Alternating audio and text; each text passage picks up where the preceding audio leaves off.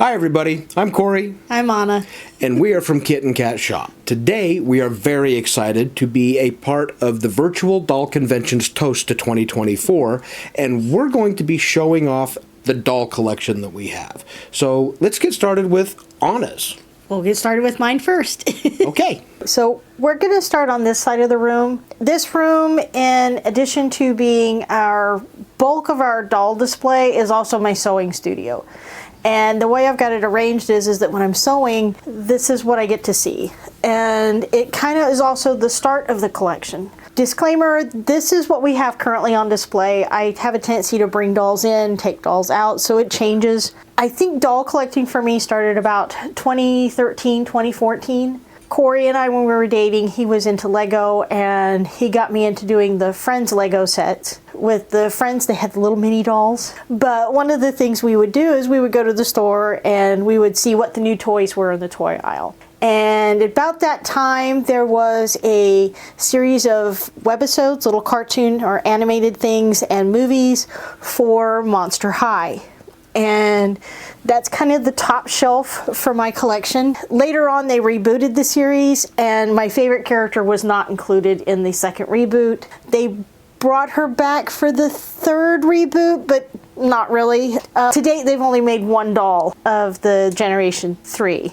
But Ghoulia will always be my girl, and these dolls will always be part of my collection. And as I can find them, or Cory finds them, I try to add to. So I've got my Gen 3 still in the box, and they did a beach episode, which if you guys ever watch anime or that, you know that every anime has a beach episode. They went to, actually I think there's like 2 or 3 in the original series. This one was part of the movie set. She had a scooter and she went to Paris to part of a design competition. There was a candy episode, some random ones. Slow-mo is her zombie boyfriend. So there we have them going to prom. So in the original series, they also did like the little kids meal toys, and I had to have all of those. Of course, I had to have her trademark glasses. This is from a school set with her and Cleo in chemistry class, education. And in fact, this one, I actually ended up getting her second hand, so she didn't have all of her pieces. And then recently, Cory found a complete one in box for me, and that was my Christmas present, which is awesome. This is my little Gen 3 Ghoulia out of the box. One of the original outfits. And this was an outfit that you could purchase. Ghoulia loves comic books and all things nerdy, so she loves Dead Fast. And that's actually going to take me to this thing back here. One of the first ComicCon exclusives was Dead Fast Ghoulia, and she's in cosplay as Dead Fast. He's a super fast zombie, that's his superpower. And her prices were just insane. But like I said, when they didn't really cancel the series, but they stopped doing the series for a while. So her prices came down, and he was actually able to find me one. And I can't remember if she was a birthday or a Christmas gift. But this year, I actually got to meet Garrett Sanders at a place that sells retro and vintage toys called Eternia Dreams. And he was there for a signing, and I actually got him to sign my Ghoulia. And everybody in line was just like, oh my gosh, is that her? And I was like, yes. So she is pride of place. And he also signed a print for me that he did of her in her original outfit, more akin to his concept artwork. That brings us to the next shelf. Kind of found these in flea markets and antique malls. It's just my little collection of Playline Barbie tea sets. More Monster High. I collected all of the vinyls, and actually when I was working, I had a large cubicle and we would all decorate them. So my whole cubicle was decorated with Monster High. So as I had mentioned before, one of the things Cory and I like to do is hit the antique malls and flea markets and stuff.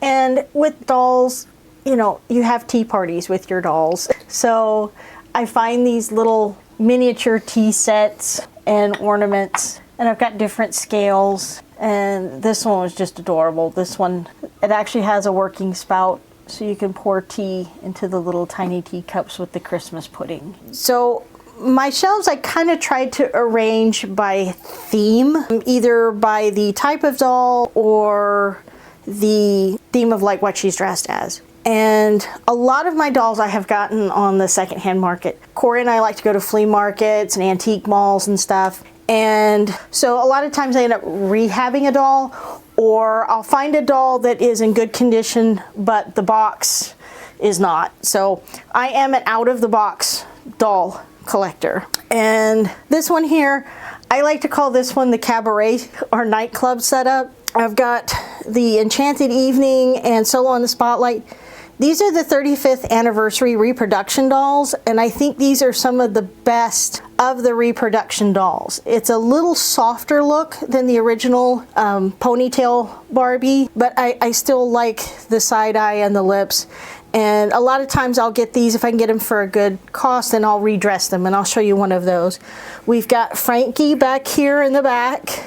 And then I've got Frankie Loves Barbie. They're singing a duet in the nightclub. And this chanteuse, she is actually redressed. What happens with a certain generation of Barbies, they had the rubber legs, and the rubber legs would disintegrate and get sticky or oily. The heads would change color. But for me, Barbie's always been about the fashion. And this was a Norman Miller dress. And it's actually a lace nude color dress with this beautiful beaded lace over dress, and it is just fantastic. And I couldn't let this be damaged by a doll that was not in the best of shape. So she's actually a holiday Barbie that I redid the hair for that kind of Veronica Lake over the one eye look. This one was a 1940s doll. She ended up going on this East 50 from Integrity. And then the back, those are my 3 Grail dolls. I call those the Cabaret Trio.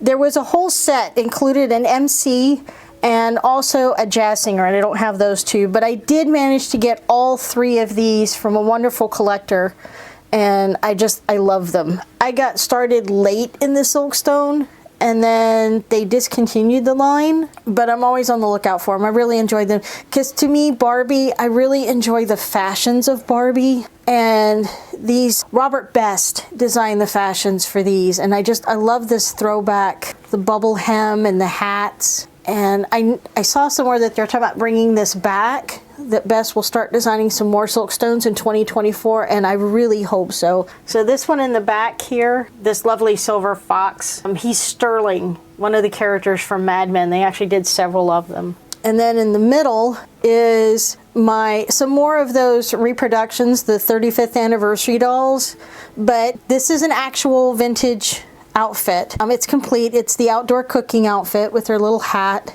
and I put her on one of the 35th anniversary reproductions, and I made her this little outfit. And then she's got the babysitter's apron, which is a vintage piece. And then I've got all my swimsuits together. And this one's really cool. This one back here, Barbie was actually on the cover of Sports Illustrated and for the 50th. And it was actually quite a controversy. A lot of people don't know about this doll. A lot of moms were kind of upset about her being featured on Sports Illustrated. But that's one of my favorites of the, inspired by the original bathing suit. I really like that one back there. So, and this is my mini-me. When I first started kind of getting into dolls, I used to make a lot of dioramas, and she actually has like a full sewing studio. And if you notice her outfit, it might remind you of another doll that I'll show you on the other side of the room. And then below that one is probably some of my favorite finds. Because like I said, a lot of these dolls I didn't get new. I would find them in different places.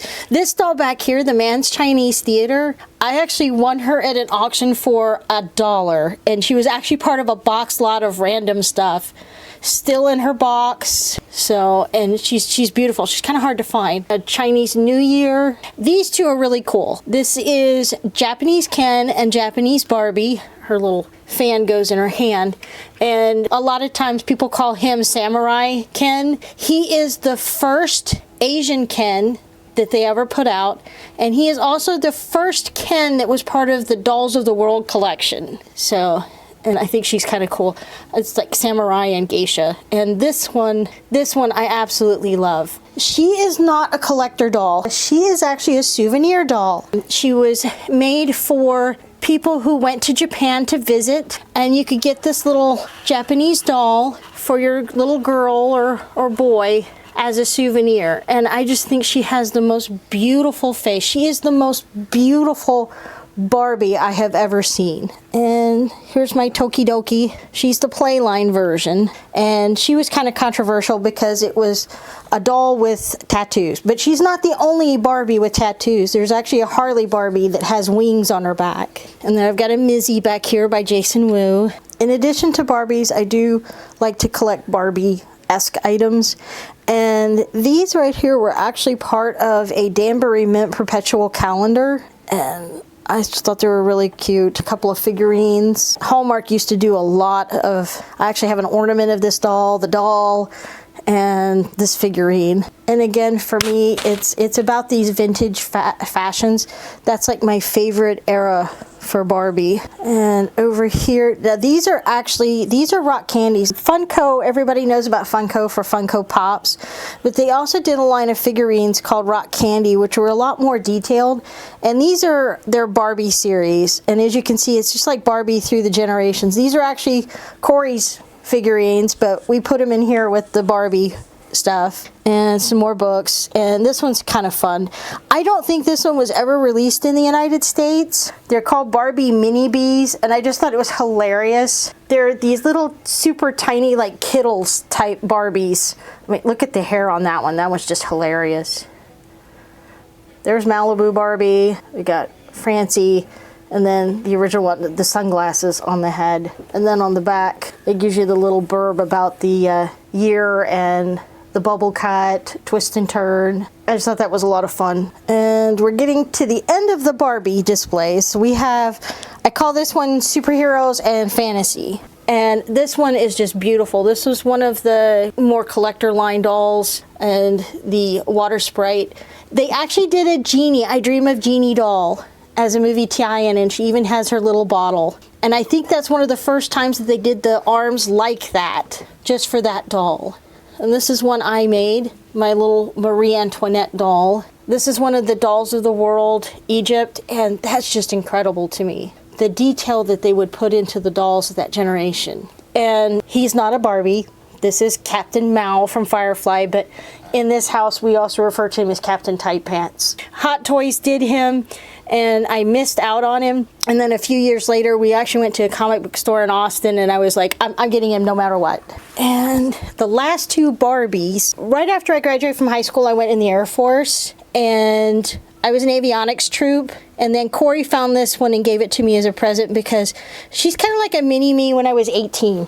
Down to the bleached blonde bob and the fatigues. And then these are the ball gown. We've got Grand Entrance, one of the decades of fashion. But this one, this is the Wedgwood Barbie. And I had wanted her ever since I first saw her. This embroidery, she's just beautiful. She's got the little cameo. And we actually found her in a flea market. She was in her box, but the box hadn't been stored properly. So the box got crushed. So they were selling her at a significant discount, and I didn't feel guilty for taking her out of her display box. And I'm kind of glad I took her out of the box because her outfit is just incredible. And it gets crushed and kind of compacted in the box. You can't really see that this bow has these long trails. It's just beautiful. And then I have my Sally Ride box. I'm Gen X, so we would have remembered Sally Ride and the Challenger.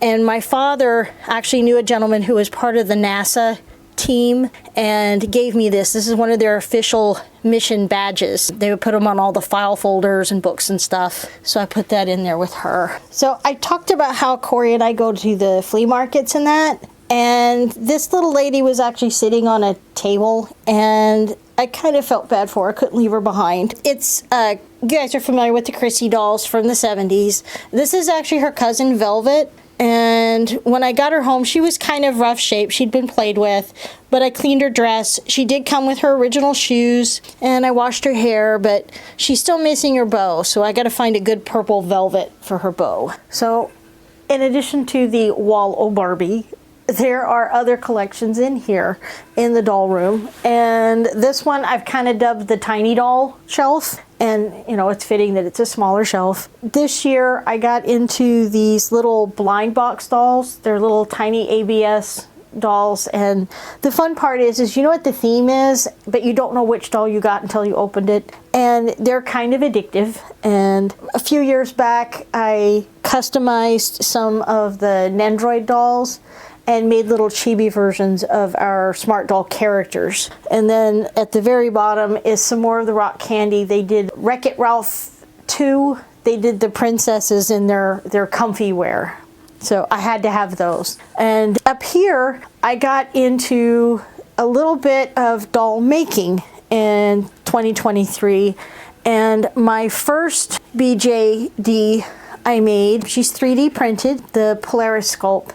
And I made a little green fairy, and she's got her own little cup of absinthe. And actually, I think I made her in 2022. She was a COVID baby when we first got the 3D printers, and I got the wings from someone else. But I enjoyed her so much that I made another one, and she's wearing a Code Noir outfit that I got at a convention.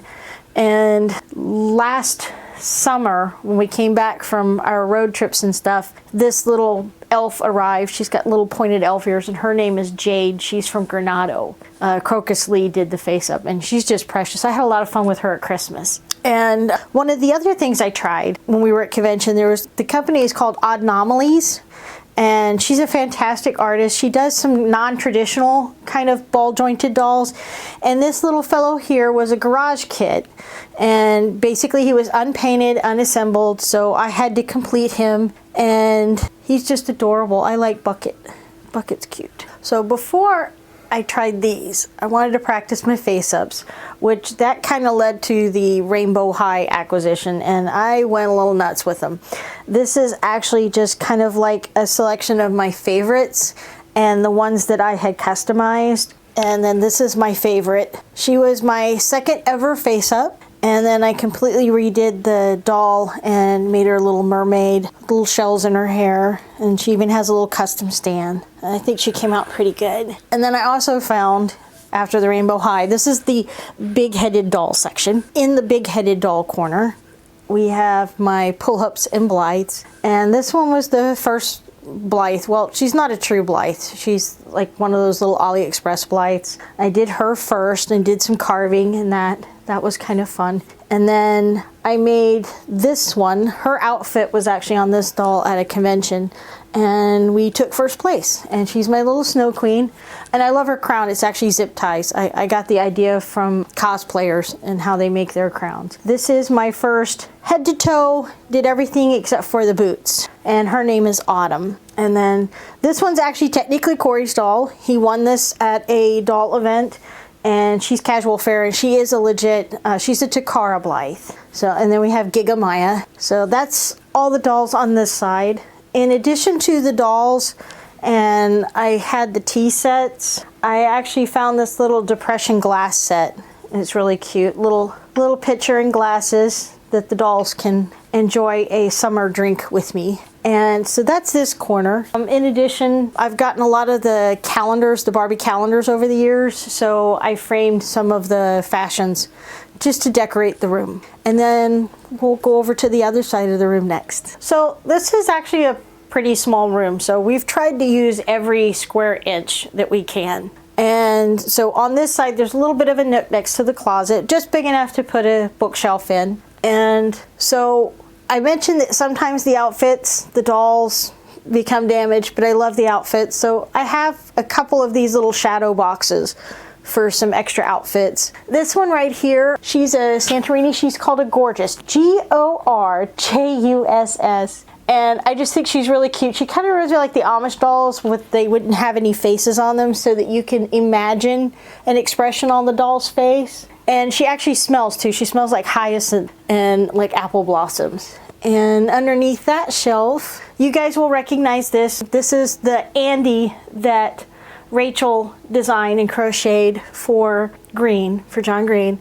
And when we went to convention, there was a person there, Ms. Frazzled, I believe is the artist's name, and she was making these super tiny little Raggedy Ann and Andy. So Andy has his Ann. And these dolls here, they kind of started a lot for us as both of us collecting dolls, because I saw these online because I was doing the dioramas, and a lot of people were showing these dolls in these really elaborate, realistic dioramas. So I fell down a rabbit hole in the internet, as you do, and they are called Momoko dolls, and they're made in Japan, specifically for women to sew and make clothes and fashions for. And I found one place that was selling them, and we went to the store, and that's where Cory saw Smart Dolls. So these are my little Momokos. This one I did as a custom doll. Cory made me a diorama of a bakery, like a Japanese maid cafe.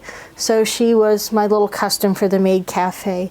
And then underneath is my Jean Marshall corner. I love these fashions. I love this era of fashion that Jean's from. She's supposed to be from like the 40s, 50s, and 60s. The 60s is where her fashion story ends. And I've just kind of gathered them here and there in various places. Some of the dolls I've actually gotten that they were nude, and then I've gotten the fashion separate, so I've kind of combined them to display them. And then on the second shelf down here, this one and this one are two dolls that I recently acquired through an auction.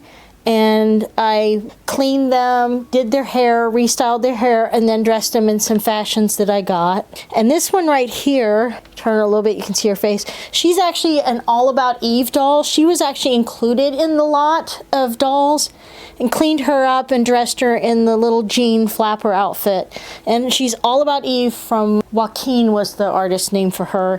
And then I've got all my little books for my sewing. I mentioned that this is a sewing studio. So the oldest doll in my collection is technically not a doll. She is a mannequin. This was made in the 20s, 30s, 40s, and up to the 50s. And she is actually a sewing mannequin, and she came as part of a kit. A lot of the pattern manufacturers used to sell them, and this particular one, she was from Simplicity. And the fun part is she came from Simplicity with a box. It came with some sewing tools, a little bit of fabric, and patterns. And the idea was the little girls could make their first outfits for the doll, and her arms are meant to come off so it make it easier to dress her. This specific one was made during the war, and we know this because she came with a special instruction sheet, and it says normally the dolls were made from a hard rubber. She's made from composition, and as you can see, her arms are not in the best of shape. But the reason they said she is made from composition is because the rubber needed to be used for tires for the war effort. I have not dressed this doll. This outfit actually came on the little mannequin, and I like to think that that's what the little girl sewed for the doll. So I have never redressed her, but I just think she was adorable. We saw her at an auction. Nobody else was really bidding on her, and I just had to take her home. I know you guys are going to recognize this corner. This is Tonnerland for my Robert Tonner dolls. She's not a Robert Tonner, but she is wearing one of the outfits from the virtual doll convention for the Ellen Wild box. And I just think she looks adorable. She can share clothes. She's a mini Fee from Fairyland, a Sybaris Project doll. And she can actually wear Elowen's clothes. So it's kind of nice when your dolls can share. And this one, I talked about the auction lot of jeans. She was part of the auction lot of Tonner dolls, and she is a 22-inch tall American model doll, and I just got her.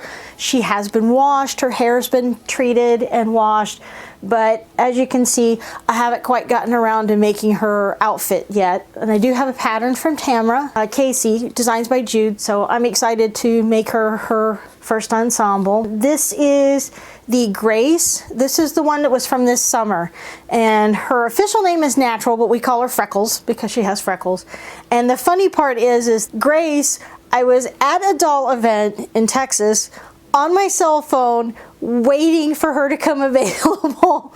So I bought a doll from a virtual convention while I was at a real convention, and I was trying everything not to squeal out loud because it was like in the middle of a workshop and stuff. So, and then she's wearing the Grace box from this year, the skater outfit, and she may be in this for a while because I just think she looks perfect like this. And this is my tonner that started all my tonners. This is my Tyler Wentworth. And this fall we attended an event and Robert was there and he signed her on the back and I was so happy. Anytime I get to meet doll artists and creators, I try to get them to sign the doll that has the most significance to me, and she is that doll for Robert.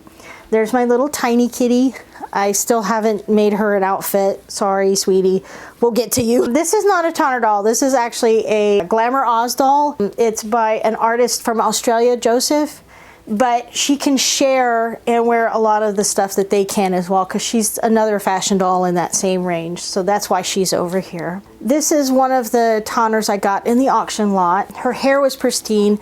I think she might have been rebodied. Her head's a little loose. I don't remember where the fashion came from. I want to say it was like a Remington or a Revlon doll, but I think she looks really nice in it. And then down below, we have the rest of the tonners, and this one right here in the gray subscription box with the jacket and everything. I actually got her at Rachel's shop when we visited this summer, and I think she looks so cool. I have my Marley, my Mara. This one was an auction doll, the Career. And these two in the back are actually wearing original Robert Tonner outfits. An Ellen Wild outfit, and so is this one. And then this is also an auction doll back here that I sewed the dress. It's a modified dress pattern from Tamra. I think they look really cute. I like the display. And they'll get changed out and change their clothes as the seasons change, and I get more subscription boxes.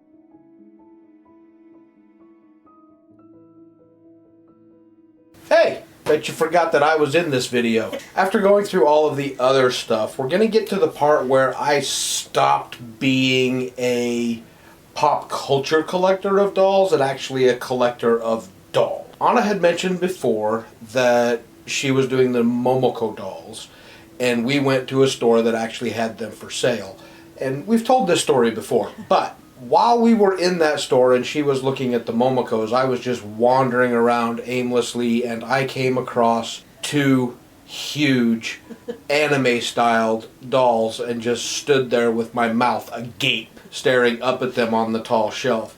And about 2 years later, 3 years. He would not stop talking about About 3 years later, we finally bit the bullet and we ordered our first two Smart Dolls, Kit, Cat. And that started us down a very long road. You can see exactly what happened here. So we're going to take just a minute, and we've kind of arranged the dolls so that we can each talk about them. And we're just going to go back and forth and talk about each of our dolls that are in the Smart Doll realm. So this is Kit. She is the one that I fell in love with. She was actually, this is the anniversary Kizuna, and the original one was the one that I saw in the doll store. And she was no longer available, but I actually liked the anniversary one better, and she was the one that I decided I had to have. And at the same time we ordered her, we also ordered Cat. Katsuki. I did not see her in real life. I saw her online, but she was the one doll that had the grumpy face, and I decided I had to have grumpy face. And they showed up at our door, and we were very excited, and we took them on a road trip, and we got back, and that was really fun. That was great. And then Buy more dolls. we ordered another one. Well, two within 24 hours of each other. No, the first one we ordered was this one, and you will have to forgive me because I do not remember the doll's brand name, what they came out of Japan with. Yeah, I'll fill those in. So that was Felicity. So this was the next one that we got, and it wasn't very long after we ordered her. She hadn't even shipped yet. It was within 24 hours. Well, she had not even shipped to us yet when we ordered Freedom, which is Okami, is what we named her. And we have like little stories with these dolls. So this one is actually this one's big sister. Anyway, we're not going to give you the whole history of every doll. We're going to tell you about them all. Yeah. I'm actually going to jump over. Where'd she go? On your I'm gonna side. come up here to this one. This one is Nita, and that is honestly the first doll I ever fell in love with. We had been using the other dolls to tell different stories, and I had this different character in mind, and I saw the picture of her come up, and it just was, this is perfect. Pretty much the only one that stayed in their same outfit, their same wig. She was perfect the way she came. The boys were kind of fun because I wanted a boy doll because I was making patterns and stuff, and we adopted this AG. We named him Tayo, and something happened with his shipping. He kind of got waylaid or delayed, and we weren't sure if he was going to come, and we had put ourselves down for a pre-order for this one. This is Gemini, a later boy. And they ended up showing up like the same day or within like 24 hours of each other. We got one new and one used. Yeah. Pre-loved. I think the dolls might be offended if we called them used. We got this one, and we took her to the store to buy her shoes and try on wigs, and then came home with this one. Yeah, if you're ever in a store that carries dolls and they say, oh, well, if you like that, you want to see this, just say no, because then you come home with another doll. Well, let's just go through a couple of other ones. This one on the end here, this was a birthday present that I got for myself. I was staying out west, and I was away from all the dolls, and so I decided I was just going to buy one. So picked her up, had her shipped to Idaho. And actually, no, you had her shipped here because I had to repack her with extra stuff and clothes. That's right. Shoes. We had to get some extra stuff in there, so she was shipped here, then she was shipped there, and then I did a video with my mom and my niece. The blue one came from Germany. Well, we first had this one. We had an opportunity to get the anime version in cinnamon of this doll, so we did that. Since we did want to have different stories, one of the things we wanted to do was have them play out different scenarios, and we had just gotten into Dungeons and Dragons, and so we wanted to have a blue character, and so we managed to find one still available in Germany, and so these are actually the same doll in different colors. Yeah. So this is the human, and this is her Dungeons and Dragons character. And then we've got Batgirl. I'm sorry, Officer Barbara Gordon. Officer Barbara Gordon. And then I've got my twins. Who are they? Sumomo and Momoko. But we call this one Chi from one of his manga anime. This one is Chase, and she is the second doll I fell in love with. And this one, this is Gigi, because I decided, okay, now I'm a doll person. And there is something that every doll person has to have, but I've never really been into the Barbie thing, but I needed a Malibu Barbie. So darker skin tone, platinum blonde hair, and she's gorgeous, and she enjoyed being at Oktoberfest so much she has not taken her outfit off. Yeah. And in the doll room, this is where all the supplies stay. So the dolls on this side of the room, the Tonner dolls and the Smart dolls, they're the ones that I end up changing their clothes out the most. So that's why they're on this side. We did miss a couple. We missed Aaron. And Brooklyn. This is the newest, new pair doll, new body type. That's our most recent one. Yeah, it's a new body type. So this is the segue.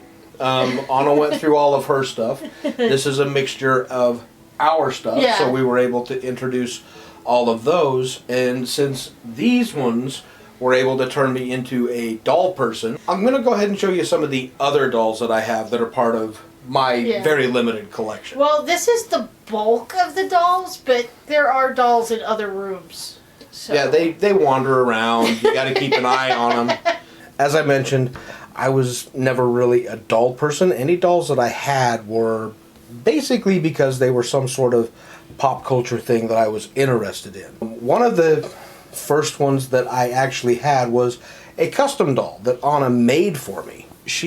This was a Wicked Witch of the West, I think, from The Wizard of Oz that she redid and gave me a She-Hulk, because She-Hulk is my favorite comic book character. So this is completely custom from the hair to the clothes. She rerouted it, and this was a very awesome gift to me. And she did also mention that a lot of times we will find dolls at flea markets and yard sales and antique malls, and I was able to find the only, my first legit Barbies were these, and I picked this up at a yard sale. We have a big, like 45-mile long yard sale. I actually only paid like $3 for this because it didn't have the original case going around it, but I have a Barbie and a Ken, but because they're Star Trek, it was okay for me at the time when, I wasn't a doll person.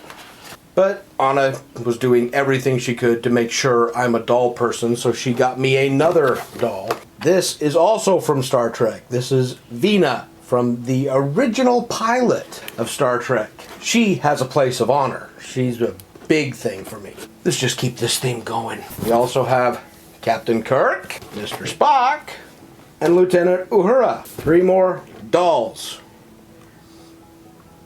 Have to keep going. I was a guy. Dolls were for girls. I didn't know any better back then. Cut me some slack. So, other things, I have kind of quirky tastes. So, into the comic book thing, when these came out at Target, I had to get them. This is Spider-Gwen, another one of my favorite comic book characters. And Squirrel Girl. And if you do not know Squirrel Girl, you do not know anything. She is unbeatable. Nobody has ever beaten her. She has taken down more bad guys in the Marvel Universe than any other single character. Pay attention to this girl, because that is what she is patterned after. Now, Anna did one other thing. This one technically was not a gift to me. Anna bought these two, and these are larger dolls, and they are wearing outfits inspired by Marvel characters. We have Spider-Gwen again, and Black Widow, and she actually bought these for herself. And then she figured out she didn't have any more room. You want these? Well, yes, I do want Spider-Gwen and Black Widow. So they became my dolls. These are Madame Alexander dolls that are wearing outfits that are inspired by Marvel characters. Again, Spider-Gwen, and this one is Black Widow. They are not cosplaying as the characters. They are wearing outfits inspired by them. These are fangirls, I think these are the fangirl dolls from Madame Alexander. This is the one that cemented it. I mean, yeah, I had kind of started with the smart dolls being a doll person, but, they're anime. It was really easy for me to say, oh, no, I'm not a doll person. I just have these really, really big anime figures. I've already got the little ones, so it's not that big of a thing. But so we went to a convention that I really wasn't all that interested in, and this was up in New Jersey, but there was one thing that was going on there, and it was that Robert Tawner was going to be there. Now, I had seen Anna's Robert Tawner dolls, and I thought they were nice, they were good, but we went there, and Robert Tawner was the first place that we stopped at this convention, and I met the man.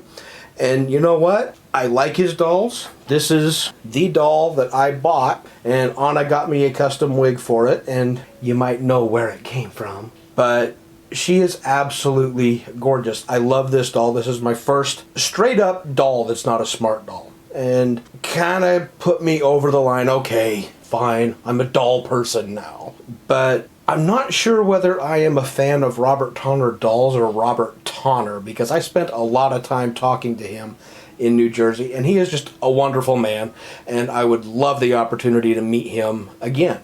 But that is the few dolls that I actually have. So that's about it. That's the tour of the doll room. That's where we got into the hobby. It's everything about it, I think. Have you got dolls hidden somewhere that I don't know about? I actually do have about 9 project dolls and dolls that need clothes so YouTube doesn't take the video down. Okay, so it is not the complete collection. And I guarantee you, give us a week, and there may be updates required. So that's it for the brief tour into our world here. Most of the dolls, we have a bunch of them that are kind of still hanging out somewhere, hiding in corners. Like little gremlins. Well, I always have project dolls and repaints and dolls that need clothing. But I do hope you guys did enjoy little glimpse into our doll room and our doll collection. And thank you to Rachel for asking us to be a part of this for the virtual doll convention and her toast to 2024. And hope you guys have a great dolly year. Yeah. Again, thank you, Rachel. We are very grateful that you thought of us and felt that we could contribute something to the virtual doll convention. The toast of the new year, 2024. And we hope you guys have a wonderful year. Enjoy the convention. And we will talk to you soon. Bye. See ya.